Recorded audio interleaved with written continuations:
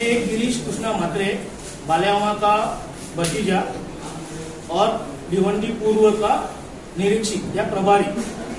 मैं आप सब पत्रकारों का स्वागत और धन्यवाद देता हूं कि आप इतने बड़े संख्या में आए। और पत्रकार परिषद का मूल कारण है कि 2 तारीख को जो नॉमिनेशन नामांकित भरने वाले हैं महाविकास आघाड़ी के माननीय श्री सुरेश बाल्यावा म्हात्रे और महाविकास आघाड़ी के सभी कार्यकर्ताओं को मेरी वजह से गुजारिश है कि बड़ी संख्या में आप लोग उपलब्ध रहो। कार्यक्रम की रूपरेखा क्या है, कहाँ पे शुरुआत की जाएगी?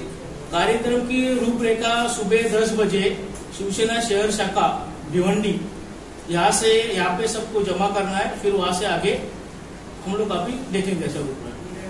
शिवाजी चौक पे क्या? हाँ, शिवाजी चौक। टाइमिंग क्या है? एग्जिट टाइम सुबह 10 बजे।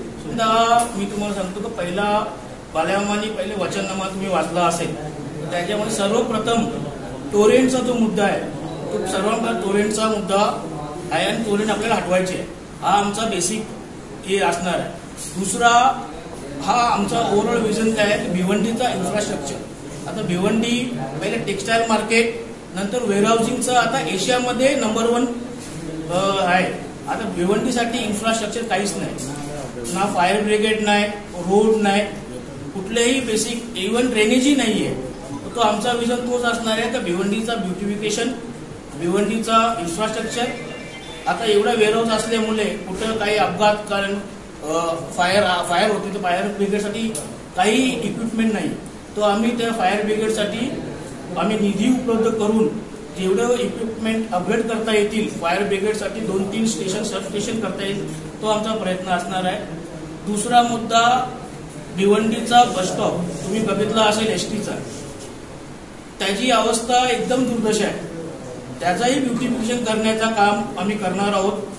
तिसरा भिवंडीचा आयजीएम हॉस्पिटल बद्दल बोलायचं तो सब डिस्ट्रिक्ट हॉस्पिटल आहे, त्याला आपण डिस्ट्रिक्ट हॉस्पिटल दर्जा दिल्यानंतर जसे सिव्हिल हॉस्पिटल, केम हॉस्पिटल तसे फॅसिलिटीज उपलब्ध होतात ते करण्याचा आमचा ध्येय आहे।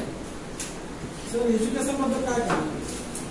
एज्युकेशनसाठी एज्युकेशन सेक्टरमध्ये आता प्रायव्हेटाइज स्कूल भरपूर आहे, गव्हर्नमेंट स्कूल तेवढे नाही आहे। तर गव्हर्नमेंट स्कूलमध्ये कसं काय आपण प्रमोट करता येईल, जास्त लोकांना आणि जास्त पालकांना गव्हर्नमेंट स्कूल बद्दल जास्त शिक्षणाचा दर्जा कसा उंच करता येईल त्याच्याबद्दल प्रयत्न करू। रोजगार के लिए आप देखो कि जैसा अभी मेन बिजनेस वेयरहाउसिंग और टेक्सटाइल है, बेसिक इंफ्रा अगर आएगा तो ऐसा हम लोग भी एज ए डेवलपर ही है।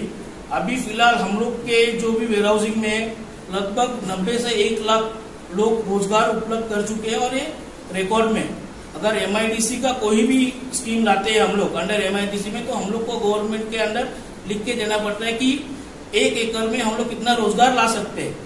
तो रोजगार के लिए ही हम लोग कोशिश करेंगे वेयरहाउसिंग सेक्टर में और टेक्सटाइल मार्केट में। ये चुनावी जुमला या मतलब नहीं, चुनावी जुमला नहीं है। आप कभी भी आके, मैं अभी मेरे कंपाउंड में पीछे ही अपन जहाँ बैठे क्रिएटिव गारमेंट करके, वहां से आप देखो कि भिवंडी के महिलाओं की ऑलमोस्ट 15 से 20 हजार लोग काम कर रहे हैं। अभी तक इतनी बड़ी भिवंडी शहर के अंदर कोई डिग्री कॉलेज नहीं, उसके लिए क्या करेंगे? तो हम लोग को कोशिश वही करेंगे कि जैसा हर एक इसमें डिग्री कॉलेज हुआ, बाकी पॉलिटेक्निक कॉलेज हुआ, कोई भी लॉ, उसके लिए हम लोग प्रयत्न करेंगे।